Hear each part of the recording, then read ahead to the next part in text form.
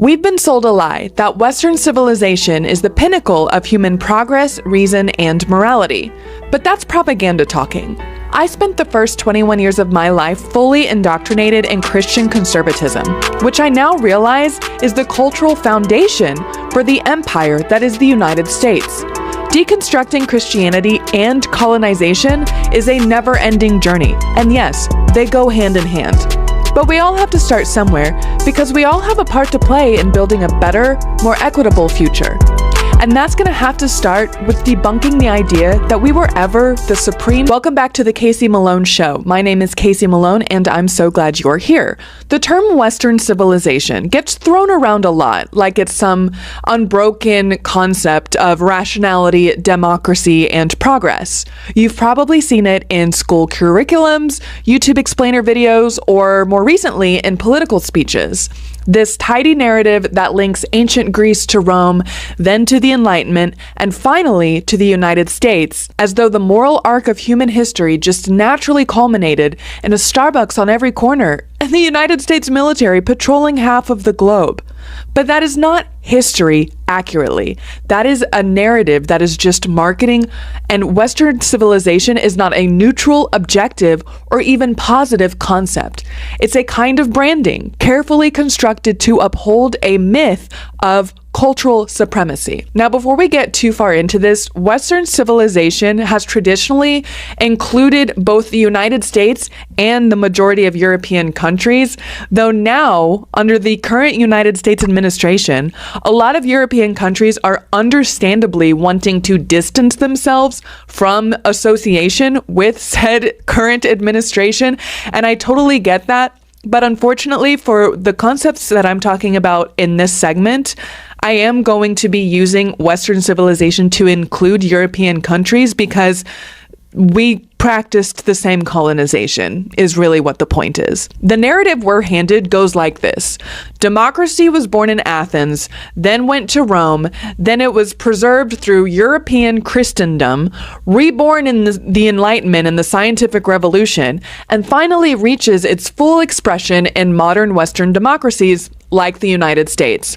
That's exactly what I was taught in the evangelical fundamentalist Christian high school I attended. But this is a carefully edited and intentionally edited story that leaves out most of humanity's contributions and whitewashes the parts of history that don't fit that script.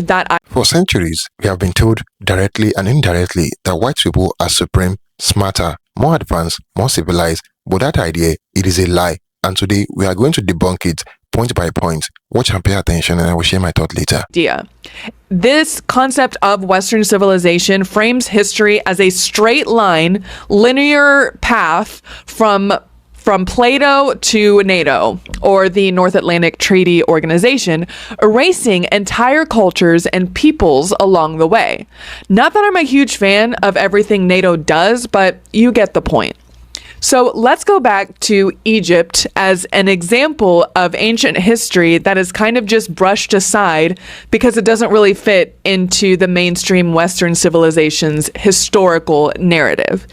Ancient Egypt was much more than what it is usually painted as in most United States public education systems. We are taught that it was just like a civilization of, like there were pyramids, there were pharaohs, that's it. This was also the place where the ancient Israelites were slaves in that one story in the Bible. That's it.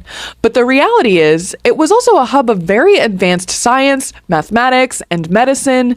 In fact, there's a lot that we still don't know about how advanced, how civilized that society actually was, but what we do know tells us that long before the Greeks, Egyptians had developed concepts of geometry, surgical tools, solar calendars, and in fact, many of the Greek philosophers we revere and hold up today, like Pythagoras and Plato, traveled to Egypt to study.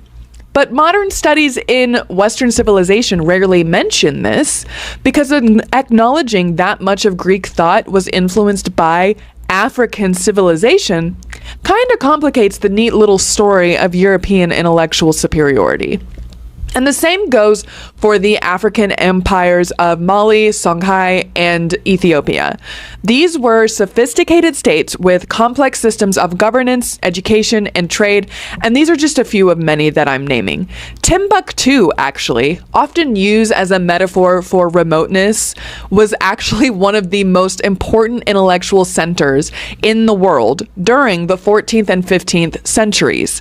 It was a central trading post on the Trans-Saharan caravan route. Its libraries held tens of thousands of manuscripts on astronomy, medicine, law, and theology, many written in Arabic, some in indigenous languages. But you don't hear about Mali or Songhai when people talk about the roots of civilization, even though the study of evolution actually traces all of our genetics back to Africa. And all of that is because the word civilization in Western usage has always been kind of racially coded. Indigenous governance systems in the Americas were also, by the way, complex and democratic. The Haudenosaunee Confederacy, also known as the Iroquois Confederacy, operated under a more sophisticated model of federalism long before the United States Constitution was written. In fact, some of the founding fathers, including Benjamin Franklin, and I learned this specifically when researching for this segment, openly admired and borrowed ideas from indigenous political structures. But instead of crediting those systems, of course, the United States positioned Native people as savages in need of civilizing. Their knowledge systems, their contributions to political thought, their ecological wisdom, all erased. Western canon wanted nothing to do with it. And that also makes me bring up the East. Hindu, Jain, and Buddhist philosophies go back thousands of years, and they do offer deep insights into consciousness, ethics, and the nature of reality. The Upanishads contain philosophical and metaphysical discourses that rival anything written in the rest, especially the Bible. You've got to be kidding me. Buddhist logic schools developed system of debate and epistemology that mirror Western rationalism, but we weren't really taught that, were we? These traditions shaped entire civilizations, but they rarely appear in world history textbooks in the United States unless they're framed as spiritual or mystical rather than intellectual. And we all know how the West loves to promote rationalism over intuition, and that's worked out so well.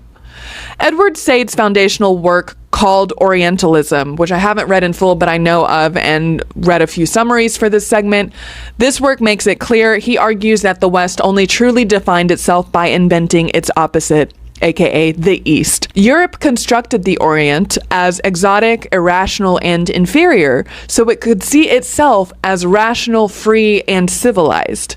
And this binary specifically emerged from empire. By the way, empire is quite adept at manufacturing distinctions amongst people and creating divisions so that binaries can exist. So as Europe expanded through colonization, it needed a story or a narrative that justified its domination so that people could consent to this domination. And so it told one that it was the bearer of enlightenment and order in a chaotic, backward world. The myth of Western civilization still lingers today in every conversation that positions the Western world as a beacon of liberty, and everyone else is catching up.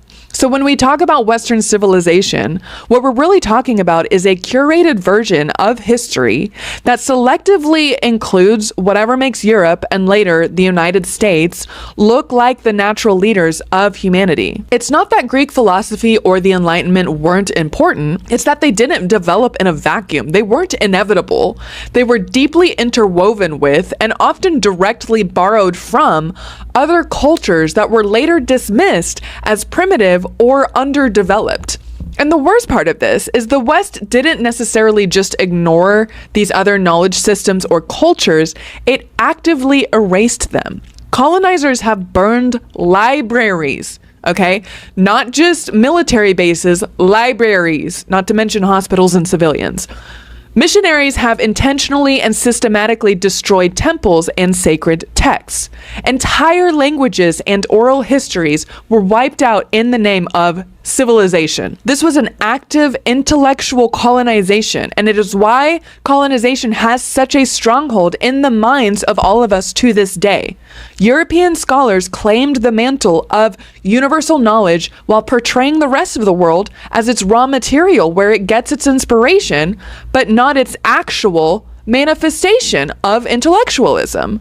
And this intellectual theft still shapes our world. It still affects all of us. It affects what's taught in schools, who gets published, whose voices seem as authoritative and whose seem as fringe or extreme. It defines the boundaries of credible philosophy and real science, and it reinforces a worldview in which Western institutions are the default, objective, neutral, advanced, while everyone else is seen as derivative, emotional, or spiritual. When people say the West is more advanced, more rational, or more civilized, they're not stating a fact, they're regurgitating propaganda. Western civilization is not a civilization. It's a story, a narrative, a brand, a story that justifies empire and cultural erasure. And it's time we stop telling it uncritically without really questioning it. Because the real history of human progress is far more global, collaborative, and interconnected than the myth allows. And when we recognize that, we open ourselves up to a far richer understanding of who we are and who we could become. One of the most persistent lies in the myth of Western supremacy is that the West, and particularly Christianity, is somehow responsible for modern scientific advancement. We're taught that without the guiding hand of Christianity, the world would still be in the Dark Ages. But history tells a very different story. The Enlightenment and the scientific revolution, often held up as pinnacles of Western intellectual achievement, did not emerge because of the church. Let's be so fucking for real. They emerged in opposition to it. And much of the foundational knowledge that powered these so-called Western breakthroughs didn't originate in Europe at all. It was inherited, borrowed, or stolen from other civilizations, particularly the Islamic world, South Asia, and East Asia. Let's start with the tension between Christianity and early science, which is still very prominent to this day. Let's remember that the Catholic Church has never been known for nurturing scientific inquiry. It's not out of left field to recognize that it has rather spent a fuck ton of time and energy actively suppressing it. The church maintained a monopoly on knowledge for so long and punished deviation pretty fucking harshly. Scientific progress didn't flourish under Christianity. It had to fight its way through it via visionaries like Galileo and Bruno. Meanwhile, while Europe was slowly crawling out of the intellectual stranglehold of the church, the Islamic world was already thriving in what's now known as the Islamic Golden Age, spanning roughly the 8th to the 14th centuries. During this time, Muslim scholars and scientists were building libraries, translating Greek and Persian texts, and producing groundbreaking original work in every field from mathematics to medicine. The House of Wisdom in Baghdad became a renowned center of learning and innovation. It was a research institute, a translation hub, and it was almost also kind of like a think tank all rolled into one. And this is important because we are constantly getting the message here in the United States about how when you compare the religion of Islam with the religion of Christianity, it's supposedly obvious how backwards and unprogressive and even violent Islam is in comparison with the more modernized, civilized, and even moral faith system of Christianity. But as many of you know, I will never stand for the idea of any patriarchal Abrahamic religion to be better than any other. Just a few hundred years ago, the argument about which religion was more violent, oppressive, and uncivilized would easily have gone to Christianity. But then, Western empires like Britain, France, etc. started systematically using whatever iterations of Christianity suited them to further expand their colonialism and imperialism throughout the rest of the goddamn world. after they spent centuries fighting incredibly bloody internal wars about Catholicism versus Protestantism versus Anglicanism or whatever. As a result, societies that have been non-Christian for a long-ass time are understandably resistant to the idea of a global Christendom. I will never be a supporter of religious fundamentalism or religious authoritarianism or religious extremism of any faith, but to suggest that in the grand scheme of human history, any specific patriarchal Abrahamic religion is any better or worse than one of the others, that's bullshit. They are all so harmful, and frankly, we could do without the lot of them. And that's not to say that everyday practitioners of faith-based systems are inherently violent or unwell. That's not what I'm arguing. I'm not arguing that there shouldn't be the freedom to practice whatever religion you want. Of course there should be. I'm not trying to suggest that good things have never come out of religious environments. But what we're often hearing in the United States, even amongst the atheist community in which I participate, is that somehow Christianity has on the whole been less harmful as Islam and has produced more positive results for the progress of humankind. But this is not true, and it's a narrative that is deliberately intended to indoctrinate us into thinking that other cultures, other religions, other peoples throughout the world deserve our quote-unquote civilizing efforts, through war. But I digress. Let's look at some examples of ways that the progress of human science and achievement has actually been more global in efforts and not so much concentrated within the powers of a few famous white scientists. Consider, and please excuse all of my pronunciations here, Al-Khwarizmi, who gave us the word algorithm. He systematized algebra and wrote foundational texts that introduced Hindu Arabic numerals to the Western world. There's also Ibn al-Haytham, who wrote the Book of Optics, establishing the scientific method centuries before Francis Bacon. He conducted controlled experiments with light and vision, laying the groundwork for modern physics and optics. Then there's Avicenna, who wrote the Canon of Medicine, a text that became standard reading in European medical schools for centuries. He outlined treatments for numerous diseases, surgical procedures, and diagnostic techniques that were far more advanced than anything happening in Christian Europe at the time. And outside of the Islamic world in China, scholars had already developed the printing press centuries before the Gutenberg press, and I should not have been an adult when I learned that. They invented paper, gunpowder, the compass, and seismographs. Chinese astronomers charted comets and eclipses with extraordinary precision.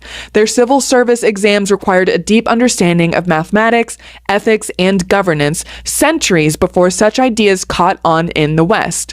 In India, the concept of zero had already been developed by the 5th century CE, a revolutionary idea that underpins all modern computing. No big deal. Indian mathematicians contributed to trigonometry, calculus, and infinite series, which is a thing that I learned one time in calculus. And in the realm of language and logic, Panini's ancient Sanskrit grammar laid the foundations for linguistic theory, arguably making him the world's first formal linguist. All of this knowledge made its way to Europe through trade, contracts, and sometimes peaceful cultural exchange. The Crusades, for all their brutality, did open up contact between the Islamic world and Christendom. European scholars began translating Arabic texts into Latin, often without crediting the original authors. It's through this process that the so-called Western Enlightenment was born. European thinkers stood on the shoulders of global geniuses but rarely acknowledged them. It wasn't a birth of knowledge, it was a conglomeration of it. And once that transfer was complete, Western historians whitewashed the original story to make it look indigenous to their culture. That's not to say Europe made no contributions, but the idea that the West generated science independently from first principles out of sheer brilliance and Christian fucking virtue is laughably false.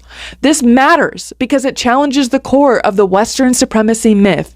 If science, the prized emblem of Western modernity, wasn't purely Western, then what else have we misunderstood? What other narratives and messages have we been told that we should be questioning?